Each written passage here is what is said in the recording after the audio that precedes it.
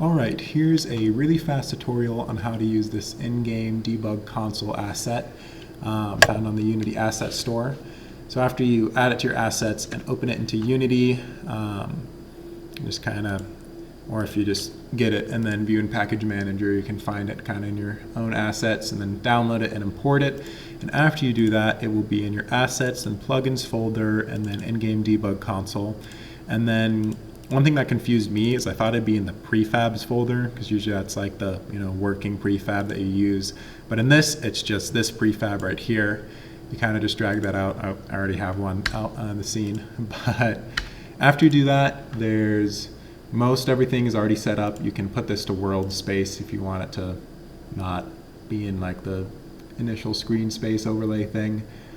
But then with the debug log manager script, this is by default checked, but if you don't want to have to hit a key to get it to show up, you can just check that off and it'll start on. And then you can toggle really any key to turn it off and on. This also works with like other devices. I use this with my Quest 2 for kind of standalone build debugging.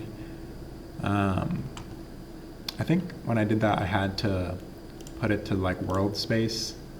I'm not entirely sure.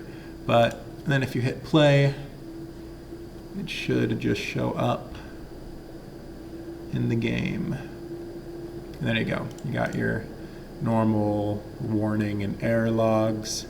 You can kind of clear it and do whatever you really need to. Yeah, pretty simple.